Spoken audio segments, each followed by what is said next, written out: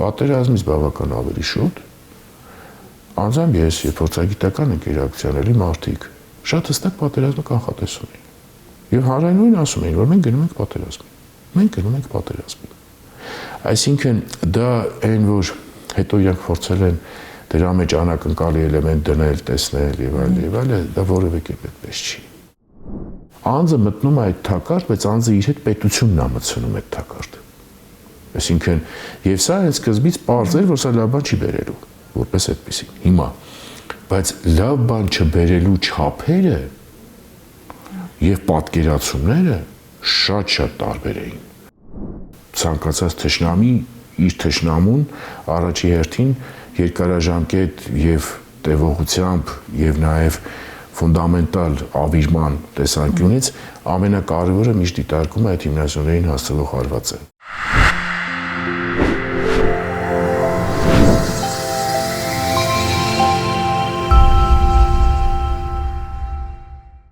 Պարոն Բեկարյան, բարև ձեզ։ Բարև ձեզ։ Հուսով եմ լավ եք։ Ինչքանով հնարավոր է։ Պարոն Բեկարյան, այս ընթացքում երբ ուսումնասիրում եք ձեր կենսագրությունը, հայտնաբերեցի, որ դուք ֆիզիկա-մաթեմատիկական գիտությունների թեկնածու եք։ Դե կարգին ուսումնասիրել եք փաստորեն։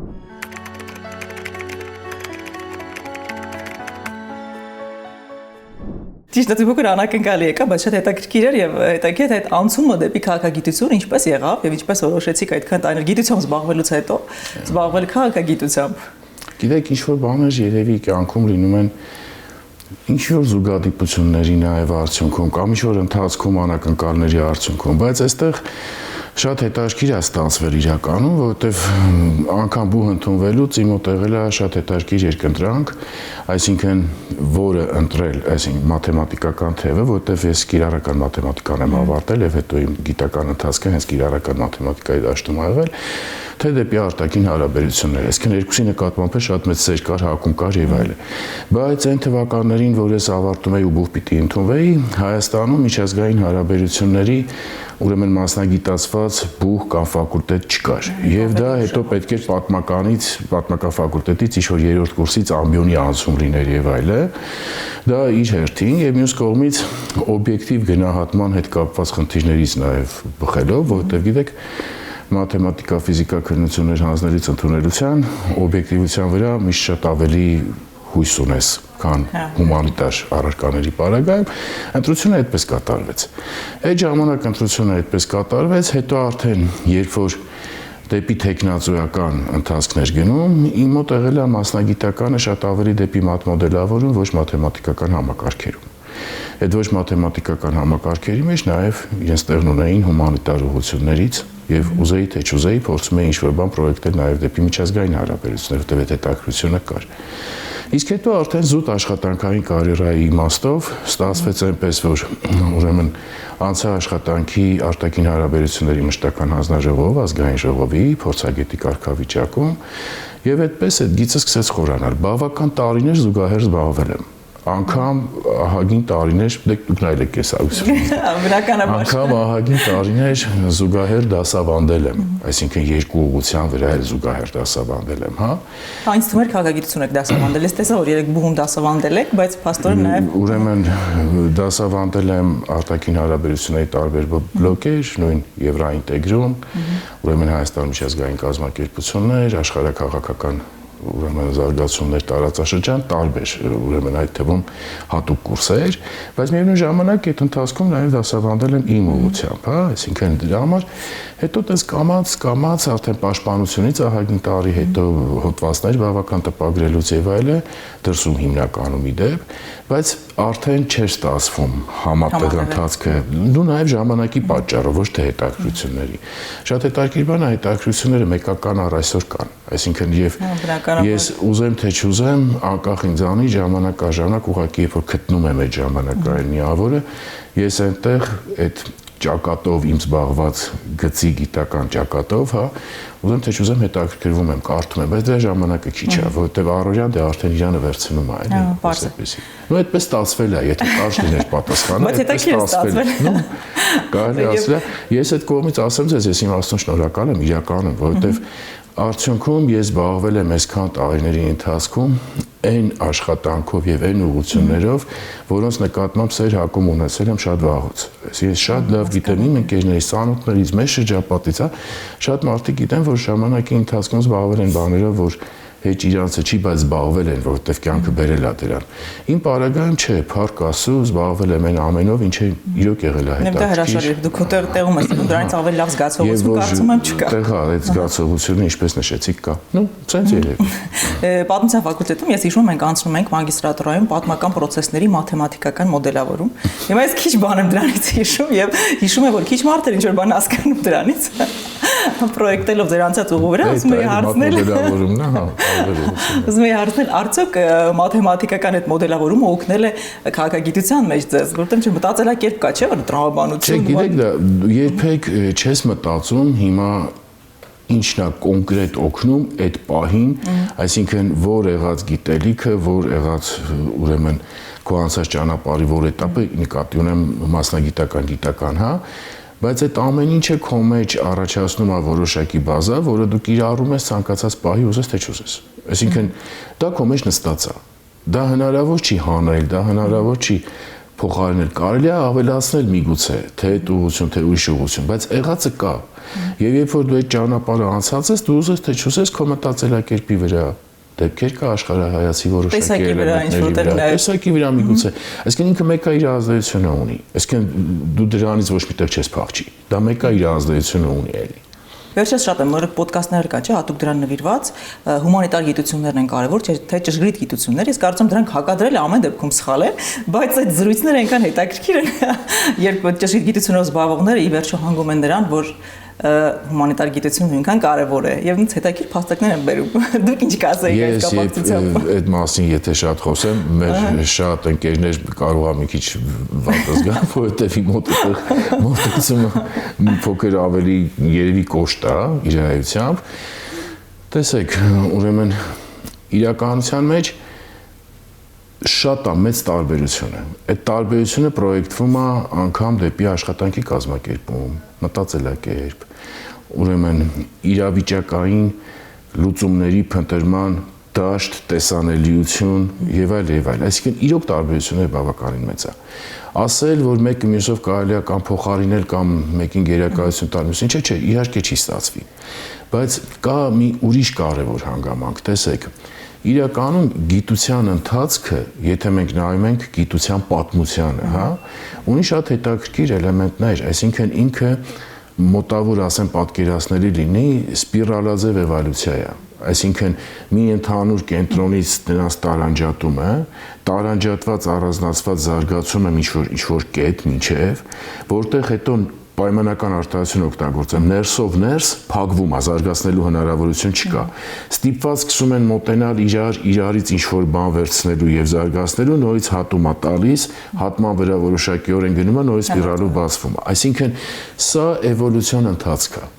Այսինքն տեսեք, ցանկացած ժամանակ, երբ որ դուք հետ նայեք գիտական շատ լուրջ հայտնագործությունների, բեկումնային հայտնագործությունների փուլերը նայեք, այսինքն շատ տեսանելի է հստակ, որ ինչ որ պահի կոնկրետ առանձնացված ուղղությունը, ճյուղը եւ այլը իր մեջ իրեն սպառել է եւ հարակիցների հետ հատման վրա ինքը կարողացել է այդ բեկումնանի առաջ գնա։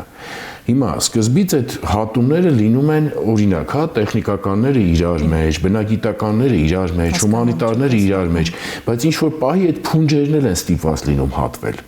որպեսզի բավարարեն արդեն իսկ եղած խնդիրների լուծման ճանապարհները եւ այլ։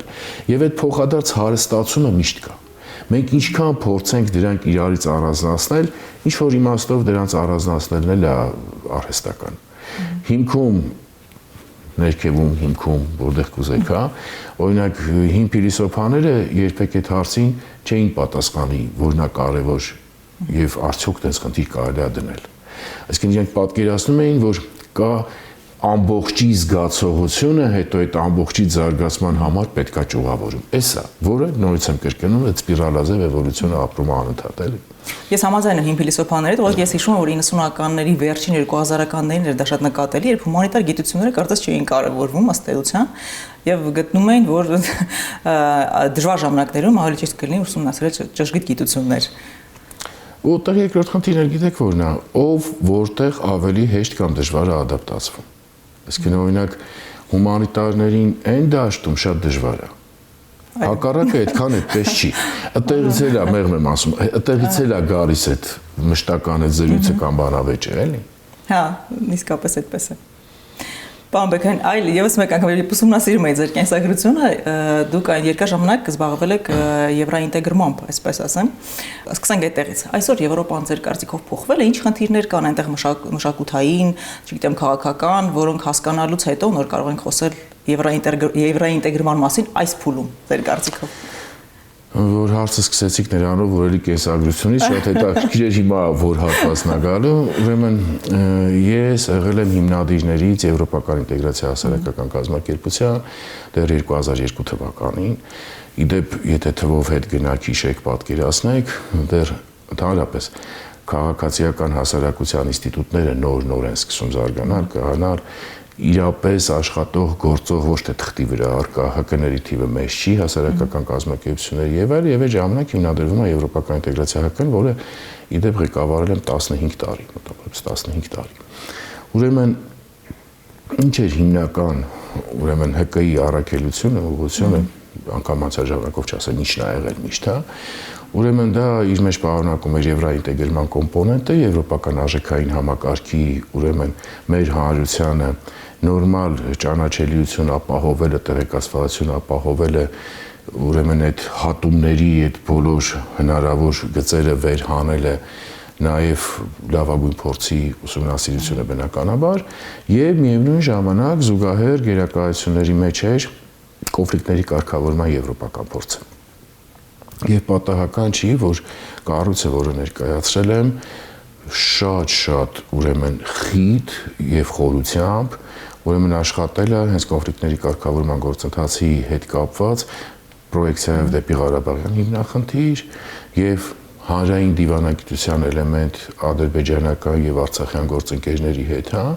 եւ նաեւ բավական աշխատանք կատարել հայ-թուրքականի գծում։ Դրա մասին կարելի է շատ երկար խոսել։ Ուրեմն հիմա ինչ է Եվրոպան, ինչ տրանսֆորմացիաներ են տեղի ունենում Եվրոպայում։ Տեսեք, ուրեմն առաջի եւ ամենակարևոր խնդիրներից մեկը, որ միշտ եղել է ու կա իդեպ։ Հիմա դա հետ են մղում, փորձում են դրա մասին չխոսել, չանդրադառնալ եւ այլը։ Հայաստանը եվրոպական համայնքի հետ, եթե այսպես լայն ոչ թե կառույցներով կամ երկրներով, հա, ունեցել է բավական ժամանակ արժեքային երկխոսություն։ Ուրեմն արժեքային երկխոսություն, այսինքն մեզ միավորող են արժեհամակարգի շուրջ, որտեղ եւ հատումներն են շատ, եւ պատմական փորձն է շատ, եւ ընթացիկ ուրեմն զարգացումների ներքո դրա վրա հենվելը, դա շեշտադրելը, դրանով շարժվելը փոխադարձ բավականին լուրջ հետաքրքրություն ուներ, բավականին լուրջ։ Սա կա շատ հետաքրքիր ներբություն։ Եթե Հայաստանը դուրս էր գալիս կամ դուրս կգար երբևէ, ինչը մենք տեսանք 2018-ից սկսած, հա,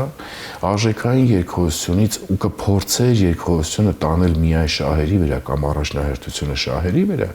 միանգամից պարզ էր, որ օրինակ նույն տարածաշրջանում կտրվածքի մեջ համեմատության շահերի ապահովման դու այն տարբերակներն ու հնարավորությունները չունես, օրինակ ինչ որ ունի Ադրբեջանը։ Եվ հետեւաբար միանգամից քո ուրեմն այդ երկխոսությունը, քո հարաբերությունները, նրանց զարգացման ամեն ինչը դրվում է հարվածի տակ։ Ինչ էլ տեղի ունեցավ։ Ես ձեզ բերեմ մի պարզագույն օրինակ, ուրեմն վարչապետ Տեաթր զբաղեցնողը 2018 թվականի այդ հայտնի իրադարձություններից հետո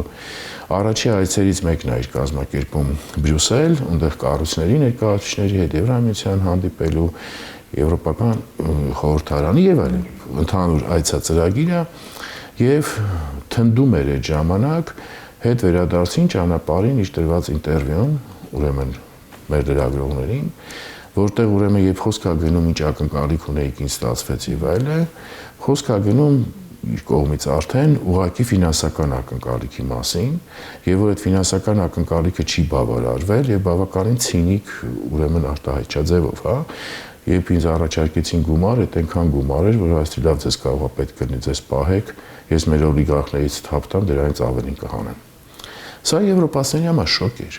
Այսինքն, մինչև այդ, եթե դու տասնամյակներ իդեմս այդ երկրի տեսնում ես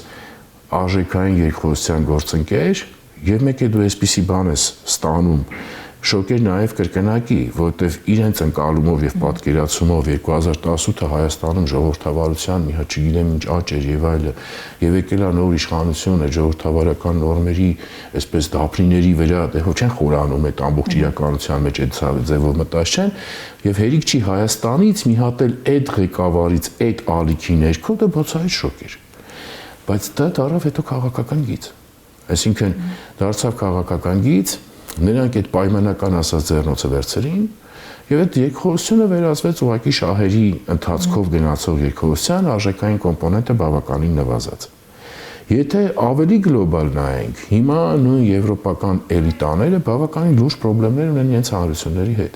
բավականին լուրջ խնդիրներ։ Պատահական չի, որ եթե մենք նայում ենք էլեկտորալ գործընթացին եվրոպական տարբեր երկրներում, ռեյտինգները, վարկանիշները նվազագույնից ներքև են, քան հնարավոր է լինի, ինչով է սա պայմանավորված, որովհետև Եվրոպայում ուրեմն այդ էլիտաների կողմից ես չեմ ուզում սա տարածել հանրության վրա, ժողովուրդների վրա, որևէ կերպ չեմ ուզում տարածել անխտիր բոլորի վրա, որովհետև այստեղ ունիվերսալիզացիա չկա, սա սխալ է որպես այդպեսին, հա, բայց երբ կանգնում ես լուրջ հակասության առաջ, արժեքային հակասության առաջ, երբ օրինակ արդեն քո գործընկերային դաշտը կամ քո պատկերացումները հարաբերությունների խորացման ոչ մի կապ չունեն նրա հետ, ինչ դու հայտարարել ես որպես արժեքներ եւ տասնամյակներ, ավելի խոր գնանք կարող ենք ասել հարյուրամյակներ, քարոզել ես այդ արժեքները ու փորձել ես այդ արժեքների հիման վրա ինչ-որ բան կառուցել, հիմա երբ որ այդ ամեն ինչ ես այդ ուղղակի փաթաթել ես, տարել ես, գցել ես կամ աղբար կամ մի անկյունում պահել ես եւ փորձում ես ինչ-որ քաղաքականություն վարել, որտեղ դրանք բացակայում են չկան, դա իհարկե շատ լուրջ խնդիր է բերում։ Այսինքն դա խնդիր է բերում դեպի աշխարհ, դա խնդիր է բերում դեպի իրենց միջև հարաբերություններ, դա խնդիր է բերում այդ էլիտաների սեփական հանրությունների հետ հարաբերություններում, ինչին մենք ականատես ենք այսօր։ Այսինքն այսօր եվրոպական էլիտաների կողմից տարվում է քաղաքականություն, որի մեջ բավականին լուրջ արժեզրկում կա այն ավանդական քաղաքական մշակույթի, արժե համակարգի, ընթացքի, որը շատ դեպքերում իրապես եղել է օրինակելի։ Բայց ես միևնույն ամենում եմ այն կարծիքին, որ սա ժամանակահատված է, որովհետև ուզեն թե չուզեն, պիտի գան ինչ-որ այդ միջինացված նորմավորված վիճակին, ուզեն թե չուզեն շեղումը շատ մեծ է, բայց ուրիշ խնդիր է, որ դրա ներքո դեպի իրենց եւ վստահությունը եւ դեպի իրենց այդ շատ ավելի ջերմ զգացողությունները աշխարհի մյուս երկրներից տարածաշրջանից առավելևս ավելի մոտ գտնվող ինչպիսին մենք ենք, դրանից ահագին բան կկորի, բայց այդ չի կարա չկարգավորվի եւ այս ընթացքի մեջ մնա։ Եվ դրա կարգավորողը հենց իրենց հանրություններն են լինելու։ Իրենց նույն ընտրությամբ այս գործող էլիտաներին հետ Բայց այնտեղ էլ են նկատվում կարծեմ ինքնութենական ճգնաժամեր, որ ես այդ ոդկասթներ շատ եմ լսում, ու շատ են խոսում եվրոպացիք հենց այդ ճգնաժամերի մասին, նաև մշակութային հակասությունների մասին միգրանտների հետ, եւ դա շատ այո, իսկապես ճգնաժամ է։ Ես նույնիսկ Եվրոպայում եղել եմ եւ դա օդում այդ լարվածությունը նկատելի է նույնիսկ։ Փաստացի ճգնաժամ, որի մեջ բոլոր բաղադրիչներն առկա են։ Այսինքն սկսած արժեքայինից ինքնության որոշակի ճգնաժամից, քաղաքական ճգնաժամից, տնտեսական ճգնաժամից, ուրեմն միջանձնային հարաբերությունների դրա ներքո նաև հոգեբանական ճգնաժամի էլեմենտներից, այս ճգնաժամի այդ ամբողջ բույլը, այդ ամբողջ զամբյուղը առկա է։ Յուրաքանչյուրը իր դրսևորումներով ավելի սուր, ավելի թեթև, ես ավելին ասեմ, այսօր Եվրոպայում նաև անվտանգային ճգնաժամ կա։ Այսինքն ես ինչի դա առանձնացրեցի, որովհետև եթե նրանց վրա աշխատանք է ստանում մեկը կարճաժամկետ, մեկը միջնաժամկետ փորձում ես ուղղել եւ այդ համար ունես ժամանակ, ինչքան է ժամանակը միևնույն է քո դեմ աշխատում, հա, անվտանգային ճգնաժամը այդ ժամանակային իմաստով ինքը բավականին ծանր բան է, որովհետև եթե անվտանգություն չկա, դրանից հետո ոչինչ չկա, էլի, կոպիտ ասած։ Այսինքն հետեւաբար այդ այո, շատ բարդ վիճակ է, իրականում բարդ վիճակ է, եւ ես դրան նայում եմ առաջին հերթին ցավով, որովհետեւ մեր ինքնության մեջ եվրոպական ուրեմն հատվածը, մասը, բաղադրիչը, այսպես թե այնպես առկա է, դա մեր համար բավականին հարազատ ուղղություն է եւ ուղղություն է, որը ինչ-որ սահմանազատված չի, եթե մենք խոսում ենք արժեքայինի, մշակութայինի եւ այլի վերաբերյալ, ոչ թե քաղաքականի վերաբերյալ, եւ եթե այդ ամեն ինչը պատկերացնում ենք, ցավ չապրել հնարավոր չի իրականում։ Որտեղ այս քաղաքական բոլոր ելևէջները, այս տուրբուլենտությունը եւ այլը, դրանք միշտ ունեն այդ ժամանակավորի չնայած ինչքան էլ ծանր լինեն, ինչքան էլ բարդ լինի, բայց այն շատ չոր մնացորդում մնացող այդ որոշակի երևույթները դա իհարկե հետք են թողելու եւ դա ցավալի է բավականին։ Պարոն Բեկայան, փոքր խոսենք մեր ինքնության մասին։ Ձեր կարծիքով ընդհանրապես ինքնությունը փոփոխական է եւ այսօրվա հայկական ինքնության մասին խոսելիս դուք առաջին հերթին ինչը կշեշտադրեիք, ինչի վրա շեշտադրում կդնեիք։ Գիտեք, մի քանի բաներ, որոնք երևի անգամ բարդ է ուրեմն դնել թվարկման ներքո, այսինքն կարևորից իջնելով էլի, այսինքն երևի ավելի շատ ստորակետով զուտ որպես թվարկում, հա։ Դե բնականաբար դա լեզուն է։ Բնականաբար դա հայ առաքելական սուբյեկտեղեցին է։ Բնականաբար դա մեր մշակույթն է, բնականաբար դա ավանդույթներն են, ձևավորած լավ կամ վատ իր ընթացքի մեջ, իր արժեքային համակարգն է։ Այսինքն սրանք բոլորը այդ են հիմնական հիմնասյուներն են, հա, որի վրա հենված է եւ որի վրա առաջանում է քո որոշակի առաջին հերթին ներսում միասնականությունը եւ երկրորդ տարբերությունները մնացածներից ոչ թե որպես տարբերություններ,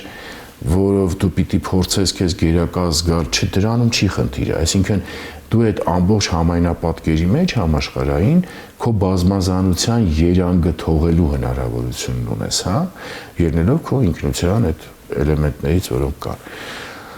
Եվ ամենամեծ ցավը կայանում է նրանում, որ վերջի շրջանում հենց այդ ինքնության հիմնարար ուրեմն հիմնասյուներին է հարվածները գնում։ Սա շատ ծանր երևույթ է որպես այդպեսին, որովհետև իրականում ես չգիտեմ մեր ուրեմն քաղաքացիները, հայրենակիցները, ազգակիցները ընկալում են արդյոք, պատկերացնում են արդյոք, որ դրա լրջությունը շատ մեծ է, որովհետև այդ հիմնասյուներին տրված հարվածները անգամ թեկուզ չջարդեն իրենց ճարքերը ստեղծեն, հա, դրանք հեշտ վերականգնվող եւ արագ վերականգնվող չեն։ Եվ դրանք ուղղակիորեն ազդում են իմունիտետի վրա, ազգի, հանրության, պետության, այսինքն ուղղակիորեն ազդում են, այսինքն եւ հետեւաբար պատահական չի, չէ, որ ցանկացած թշնամի իր թշնամուն առաջի հերթին երկարաժամկետ եւ տևողությամբ եւ նաեւ ֆունդամենտալ ավիրման տեսանկյունից ամենակարևորը միշտ դիտարկում է այդ հիմնասյուներին հասցվող հարվածը, ոչ թե մակերեսի վրա ինչ-որ բերած արդյունքը էլի։ Եվ այդ տեսանկյունից ես նորից եմ կրկնում, մենք հիմա ապրում ենք բավականին բարդ շրջանում։ Որտեւ հարվածները նաեւ ներսից են կարծում։ Ներսից, առաջի հերթին ներսից հարվածները, որտեւ դրսից հարվածը ստեղծում է ճակատ որոշակի։ Երբ որ դու գիտես այն կողմից հարվածում են, դե այս կողմից պաշտպանվում ես եւ այլն։ Ներսից հարվածները դրանք ամենակայքայիչն են, ամենակայքայիչը, ամենավտանգավորը եւ արդյունքի տեսակետից ամենամեծ ուրեմն վնաս հասցնողն ու բերողը։ Եվ նույնպես եմ կրկնում, դա շատ երկարաժամկետ կտրվածքով իմունիտետին տրվող հարված է։ Այդ հավաքական իմունիտետին դա կլինի որպես քաղաքացիներ երկրի, դա կլինի որպես հանրություն, դա կլինի որպես ազգ, այսինքն սա իմունիտետին տրվող հարված է։ Եվ բավական թույլ է այսօր իմունիտետը, որքանով ես եմ հասցնում նկատել, ահագին թույլացել է։ Ես դες այսպիսի օրինակի վրա ասեմ, որ ավելի բան պատկերացնենք, առաջի հայացքից թվում է դրա չափելու հնարավորությունը չկա, հա, բայց դա այդպես չի, որովհետև հարակից գործոններով դա կարելի է ուրեմն փորձել չափել։ Պարզագույն օրինակ ձեզ բերեմ։ Թողենք տակը կեղծիքների, ադմինիստրատիվ ռեսուրսների եւ այլ էլեմենտները, ուրեմն իմունիտետի թուլանալու կամ ջախջախվելու վկայություններից մեկը, անգամ մեջը տոկոսը ցույց տվող վկայություններից մեկը նույնքը P21 թվականին հավաքած ձայներն են։ Օրինակ, այսինքն որովհետեւ նորմալ իմունիտետի առողջ իրավիճակի պարագան դա չի կարող լինի հնարավոր, որովհետեւ իր տակ ոչ մի տրամաբանություն չկա, բայց դա եղավ հնարավոր։ Մենք դա ականեցած եղանք։ Այսինքն սա ուղիղ ցուցիչն է, կուզեք ասեմ, մեր հանրային միասնական հիվանդության, կուզեք ասեմ իմունիտետի պակասի, որտեղ դա տրամաբանություն չկա, որևէ կերպ։ Եթե նայենք աշխարհի փորձը, դա կլինի ավելի հին, թե կլինի նոր, թե կլինի նորագույն, հա։ ուրեմն այն ամեն ինչով անցկացրել է իշխանությունը մեր պետությանը, դրանից հետո հավակնել, ապա նաև ուրեմն ստանալ քվե, դրա օրինակներ հավատացեք, թե մեղմ ասեմ կդժվարանակ գտնեք, իսկ եթե ավելի հստակ չեք գտնի։ Իսկ սա ուղղակիորեն ցույց է տալիս նաև այդ իմունիտետի վիճակի գնահատականը։ Պարոն Բեքյան, թերևս փոքր բարդ հարց եմ տալիս, այդ 30 տարիների ընթացքում նախքան իրենց իշխանության գալը, մենք ինչ բաստողումներ ունեցանք, որ իրենց իշխանությունը դարձավ հավանական, ձեր կարծիքով այդ հարցին։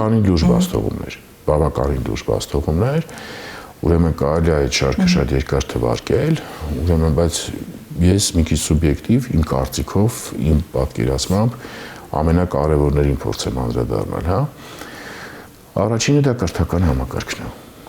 Առաջի եւ մեծագույն բաստողումը մենք տվել ենք կրթական համակարգի հետ կապված։ Այսինքն կրթել քաղաքացի, կրթել մարդ, կրթել նաեւ իր մեջ ազգային արժեքները կրող, սա չի հաջողվել։ Ուրեմն ես ուզում եմ ճիշտ հասկանալի լինի իմ ասածը, ես ոչ թե ասում եմ չկան բացառություններ, չկան մարդիկ, դրա մասին չի խոսք, ես խոսում եմ պետության տված կրթական համակարգի մասին, որովհետև տեսեք,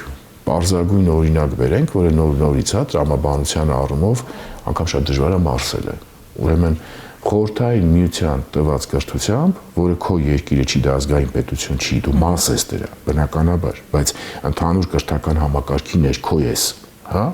Խորհրդային միության տված կրթական համակարգի արդյունքում մենք ունեցել ենք ազգային զարթոնք, մենք ունեցել ենք 88, մենք ունեցել ենք հաղթանակած պատերազմ եւ այլ։ Ուրեմն արդեն ազգային պետության Հայաստանի Հանրապետության տված կրթական համակարգով մենք ունենք հիմա ինչ որ ունենք։ Դե մի հատ համեմատեք իրար հետ։ Այսինքն սա շատ հստակ վկայությունն է նրա, որ մենք այդտեղ շատ լուրջ բաստողում ենք տվել, բավականին լուրջ, հա։ Երկրորդ էական հանգամանքը, ուրեմն ես կառանձնացնեի սոցիալական արդարության էլեմենտը։ Այսինքն սոցիալական արդարության իմաստով առավել եւս, ուրեմն տեսեք, կա խնդիր քաղաքացու իր պետության վրա դողալու, պետության շունչը զգալու, պատկերացնելու եւ ոչ միայն զուտ հենքով գաղափարական ընկալման, որ դա անհրաժեշտություն է, այլ զգացողությամբ ամենօրյա կտրվածքում սկսած իր կենցաղից, սկսած իր նկատմամբ պետության հոգատարությունից եւ իր հոգատարությունից դեպի պետություն, որովհետեւ պետությունն էլ առանց հոգատարության չի կարող լինի, հա, այսինքն,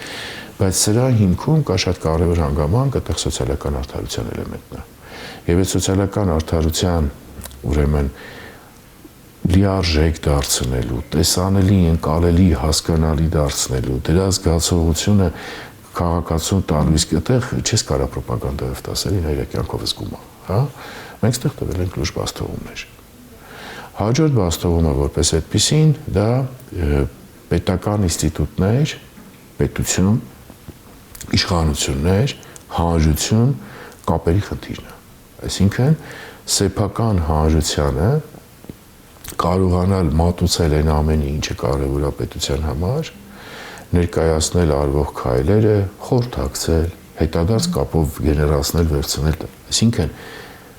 հանրությանը նրա ինստիտուտներով եւ անգամ անհատներով մաս դարձնել վարվող քաղաքականությանը։ Ենթադրենք, հա, մենք այդտեղ տվել ենք լուրջ բաստողումներ։ Հիմա տեսեք, ես ձեզ դա էլ բերեմ օրինակի վրա, հա, երբ որ 18-ից հետո սկսվեցին բոլոր տեսակ մանիպուլյացիաները, թե դեպի բանակցային գործընթաց, թե դեպի բանակցային ժառանգություն, թե պատերազմը, պատերազմից հետո մանիպուլյացիաների բազմապատկված վիճակը եւ այլը, պարզվեց մի ունիկալ բան։ Մեր հանրության շատ լուրջ մեծ հատված նույն Ղարաբաղյան հիմնախնդրի վերաբերյալ աննկարագրելի քիչ տեղեկություն ու պատկերացում ունի։ Ուրեմն դա եղել է երկրի նորանկախ Հայաստանի գերակայություններից մեկը, այդ հիմնախնդիրը եւ ոչ միայն արտաքին քաղաքական գերակայություն, այլ անվտանգային խնդիր, հա, բայց ուրեմն մեր սեփական հանրության շատ ստվար զանգված դրա մասին ունի շատ չնչին գիտելիք եւ տեղեկացվածություն։ Ինչքան կարծրատիպային պատկերացումներ են։ Հիմա հարց։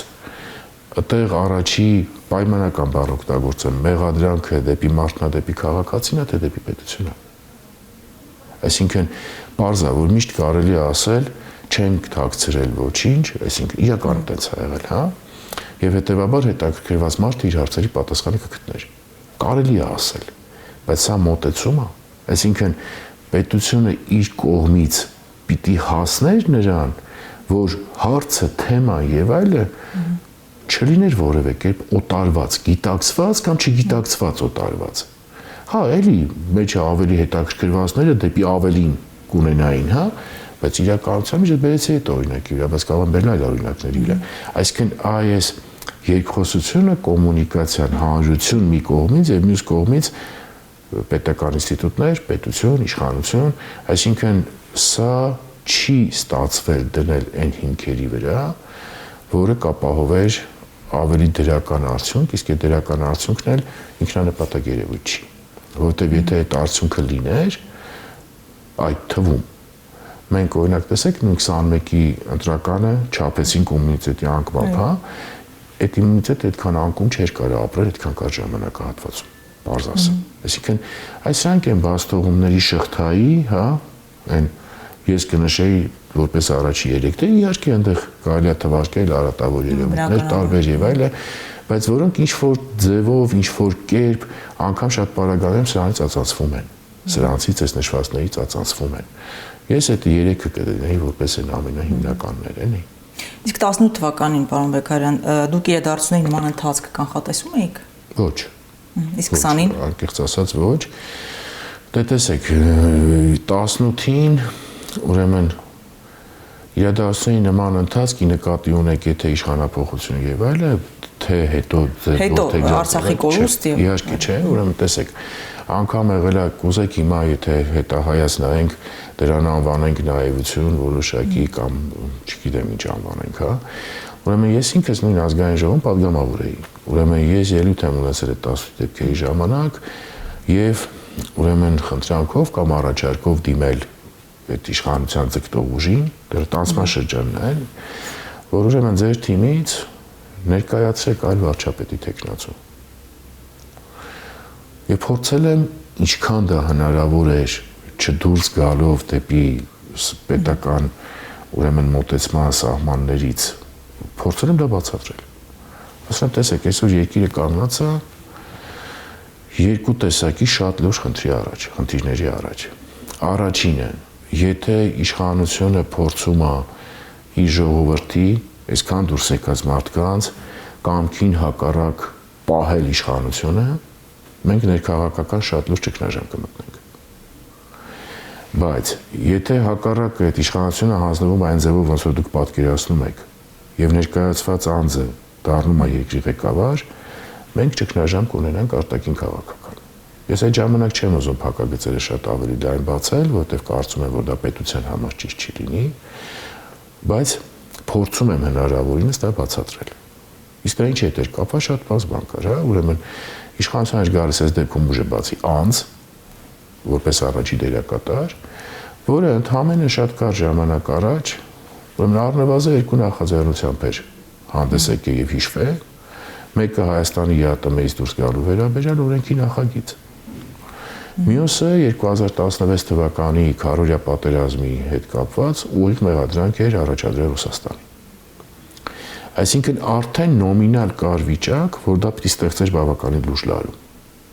Նոմինալ կար այդ իրավիճակ։ Այսինքն գալիս էր բավականին ոչ հաճելի բեռով մարդ ստանձնելու առաջի դերի ուրեմն գործառույթ, առաջի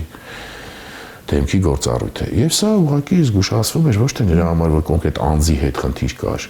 այլ փորձ էր արվում բացատրել, որ ժողովուրդ, սա պետք է աչքի առաջ ունենալ։ Սա հետո խնդիրներով շղթա է կազմելու, որովհետև տեսեք, ինչ էր հաջորդ քայլը, որպես այդպեսի սպասվում։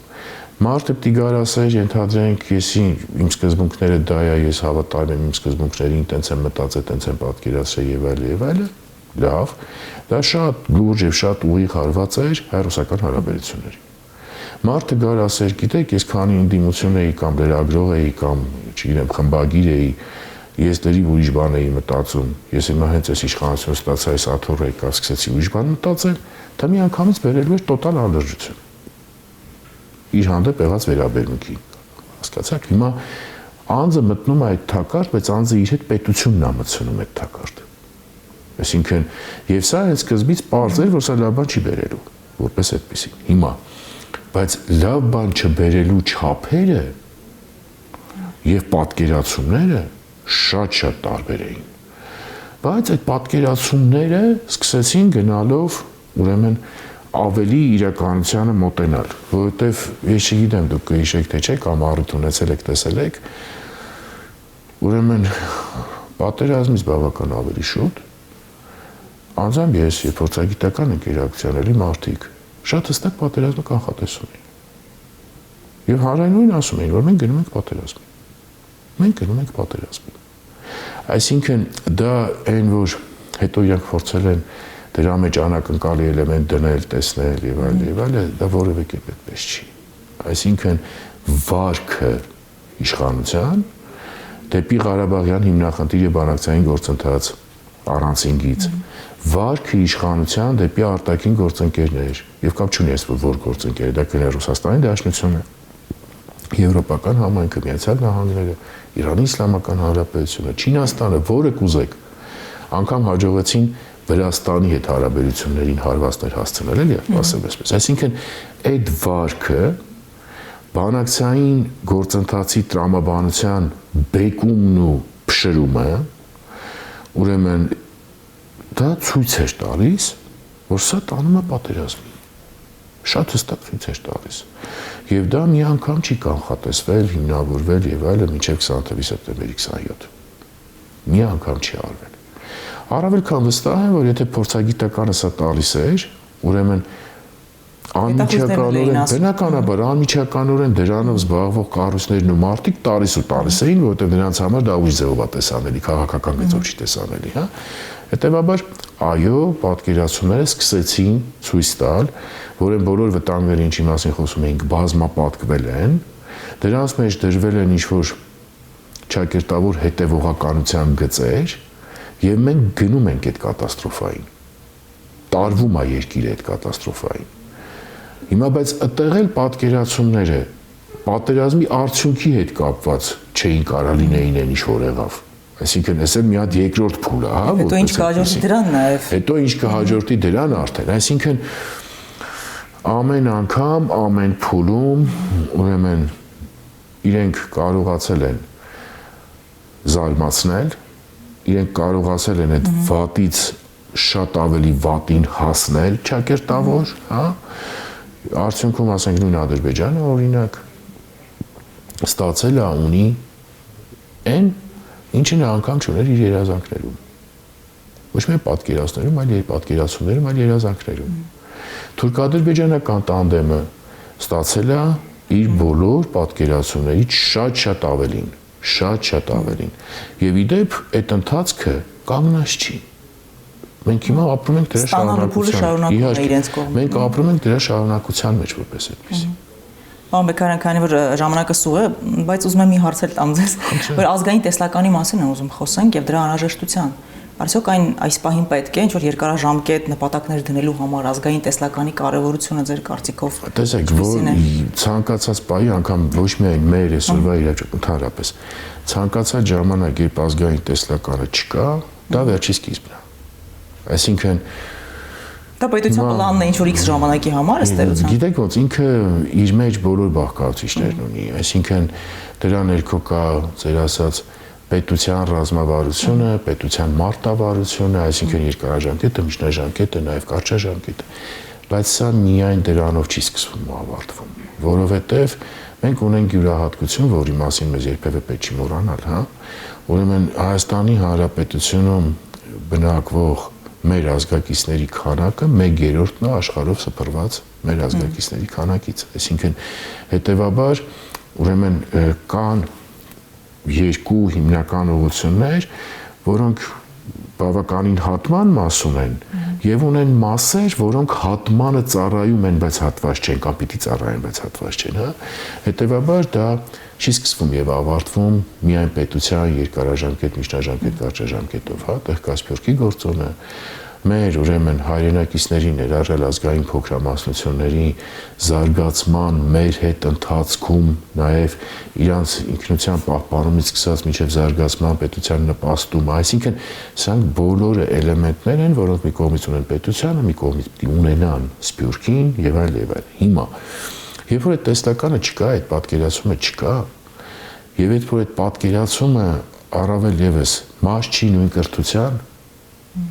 սա է շատ կարևոր, հա։ Դա վերջի սկիզբն է։ Շատ պարզ։ Հիմա ուրիշ հարց, որ դու կարող ես հայտնված լինես իրավիճակներում, եկեք անվանենք ֆորս մաժորային, հիմա Հայաստանը ֆորս մաժորային իրավիճակում է իրականության մեջ, հա։ Երբ ինչքան էլ դու այդ տեսլականն ունենաս, բայց ահավոր կարևորվի շատ մոտ շրջանը, քո անելիքները այդ ճգնաժամային վիճակից դուրս գալու։ Արդյոք մեկը մյուսին հակասում է, իհարկե ոչ։ Իհարկե ոչ։ Դու սա պիտի ունենաս, դու սրանով պիտի շարժվես, դրա շատ հստակ պլանավորումը պիտի լինի, քայլերը իրականացվեն, թե ներառող կարգապահությունը, թե ներառող կազմակերպչականը, թե ներառող բովանդակությունը եւ շատ ներառող մասնագետներին, ոչ թե եւ այլ։ Այսինքն, բայց դա նրան չի խանգարում, որովհետեւ դա պորտալաժն է։ Դա զարգացման եւ էվոլյուցիայի պորտալաժն է։ Մենք մեր կենտրոնի կողմից ուրեմն տեղյակ եք կարծում եմ, այդ հայացք մատենաշարի ներքո գրքերի շարքը եղավ եւ օրինակ տեսեք ուղղակիորեն կապելով ձեր հարցին, հա, այնտեղ կա Արցախյան հիմնախնդրի առանցին բլոկը 3 գրքերով, այսինքն դա ճոճանակն է եւ ճոճանակ 2-ն է եւ կա նաեւ ԵԱՀԿ Ղարաբաղյան դոսիեն, ուրեմն 18-ից 21-ի մեր կատաստրոֆան, այսինքն ընտրված պարտություն գրքով եւ արտաքին քաղաքականության ուղղություններն ու գերակայությունները, տեսեք, օրինակ նույն դա խոշորացույցն է տարածաշրջան Հայաստան եւ հարևաններ, աշխարհակաղակական գրավիտացիան, երկկողմ հարաբերություններ ուժային կենտրոններից մինչև լայն ավելի աշխարհ եւ տարածաշրջաններ եւ վերջում թարմ դուրս եկավ ուրեմն միջազգային մատրիցան, դա արդեն բազմակողմ ձևաչափերն է, հա, ուրեմն միջազգային կազմակերպություններ, խորհրդարանական դիվանագիտություն, հանրային դիվանագիտություն, եսփյուռք։ Ինչի սրան անդրադարձա ու սրա մասին հիշեցի, տեսեք, գրքերից յուրաքանչյուրը ուղղություններից յուրաքանչյուրի համար ավարտվում է տեսլականով, առանցին տրված տեսլականով։ Այսինքն սա ոչ այնքան այդ ազգային տեսլականն է ամբողջությամբ, չէ։ Սա դրա հատվածն է, երկու իմաստով հատվածը դեպի արտաքին անվտանգային եւ շատ կապած այս ճգնաժամից հետ դուրս գալու խնդիրների հետ։ Եվ մենք այս ամեն ինչի եւ դրա բոլոր բաղկացուցիչների, հիմա ես խոսում եմ արտաքինի մասին, բայց դրա բաղկացուցիչների կարիքը կա բոլոր ուղղություններում եւ բոլոր ոլորտներում, անխտիր, բոլոր ուղղություններում եւ բոլոր ոլորտներում, որտեղ նորից եմ կրկնում, մենք հիմա շատ լուրջ փորձությունների շրջանում ենք, ճգնաժամում ենք եւ սրանից դուրս գալը հեչ այնպես չի, որ դա դյուրին է, որ դա կլինի շատ արագ եւ շատ հեշտ, հեչ այդպես չի։ Համաձայն եմ։ Պարոն Բեկարյան, վերջում ձեզ մի քանի բլից հարց ունեմ նաև տալու։ Խնդրեմ։ Եթե ձեր կյանքի հիմա վրա ֆիլմ նկարահանվեր, ինչ ժանրի ֆիլմ կլիներ։ Այս երևի բարդ կլիներ, որպես այդպեսին, ուրեմն չեմ կարա ժանրը առանձնացնեմ, անկեղծ չեմ կարա, բայց կարող է ես նայի ու չգիտեմ, ես ինքս դա նայելուց ինչս գայի։ Այդ ինչի համար եմ ասում, հիշեցի մի բան, ուրեմն տեսեք ժամանակաժանակ օգտագործում ես ինչ-որ փաստաթղթային դաշտերում կամ եւ այլ կենսագրությունը, հա, ինչից մենք սկսեցինք նաեւ զրույցը, ուրեմն մտերիմների ինքնի հետ ուրեմն խոսելիս, ուրեմն մենք տենց անեկդոտ ունենք, որ եթե կենսագրությունը ծայրից ծայր ամբողջական տանք իր բոլոր ուղղությունները, այս մարդը շատ ավելի գժի տպավորություն կթողի, քան նորմալ մարդու։ Հիմա որ դուք ֆիլմը ասացիք, ես պատկերացեցի այդ ամեն ինչը կա այդ զուգահեռներից ու այդ զգացողությունը եկավ որպես այդպեսի։ Եթե կյանքը նորից վերապրելու հնարավորություն ունենայիք, ինչ կփոխեիք։ Նայած նախորդի հիշողությունը կունենայի, թե չէ։ Որտեւ եթե նախորդի հիշողությունը ունենայի, այն ինչի մասին խոսում էինք, որտեղ որ նոր անկախ շրջանում եղել են հիմնական այդ բացթողումները, կփորձեի ողջ էներգիան դնել այդ ուղղություններում անկախ ինչ կստացվեր։ Եթե այդ հիշողությունը չլիներ, կարող է այդ ժամանակ էլի չպատկերացնեի, որ այդ ամեն ինչը իր հետևից բերում է այն ինչ որ բերում է, էլի։ Չգիտեմ, նայած այդ հիշողության թելը կլներ թե չէ։ Արցախում երբ եք եղել վերջին անգամ։ Բլոկադայի ժամանակ ես եղել եմ բլոկադայի մեջ մի ամիսից ավել։ Դեկտեմբերի 12-ին փակվեց, բլոկադան սկսվեց, ես վերադարձել եմ հունվարի 13-ին, 14-ին։ Ինչ ասել ես համար գեղեցկություն հայկական ձևով։ Գեղեցկություն հայկական ձևով ներդաշնակություն մի շարք պարամետրերի։ Ուրեմն դրա մեջ մարդկային բարությունն ու կամեցողությունը առաջին հերթին, ուրեմն դրա մեջ հոգին, դրա մեջ գեղեցկությունը բառի ֆիզիկական կամ իրական իմաստով, բայց այդ կոմպոնենտները չի կարա լրիվ առանցին դիտվի, այսինքն եթե իրանք կան ու իրանք ներդաշնակ են, հենց այդ գեղեցկությունն այն պատկերացրած։ Երբ ասում եք Հայաստան 2030, ինչ եք պատկերացնում։ Ինչ եմ ուզում պատկերացնեմ երևի։ Երևի թե։ Ինչ եմ ուզում պատկերացնեմ, ուրեմն ուզում եմ պատկերացնեմ անվտանգ, իր տարածքային ամբողջականությունը պաշտպանած, ավելի արդար Հայաստան, որը նաև միջանկյալ լուծմանը առնվազն է Արցախյան հիմնախնդրի, մեր հայրենակիցների ուրեմն վերադարձի, անվտանգ հավաքական վերադարձի, արժանապատիվ վերադարձի եւ փորձում է իր հարաբերությունները աշխարհի հետ կարգավորել նորմալ գործընկերային հիմքերով, իր սուբյեկտայնությամբ, իր ձայնի իրավունքով եւ նաեւ ընդհանուր լայն բազմազանության մեջ իր գեղեցիկ ու կարևոր երանգով։ Կուզեմ սա պատկերացնել։ Հիմա ինչքանով դա իրականության հետ կարա առնչություն ունենա, առաջի կարծում եմ քննությունը հունիսի 7-ն է։ Որպես այդպեսի։ Պարոն Բեկարյան, շնորհակալ եմ։ Ես եմ շնորհակալ։ Իսկապես հետաքրքիր էր։ Հուսամ, շնորհակալություն։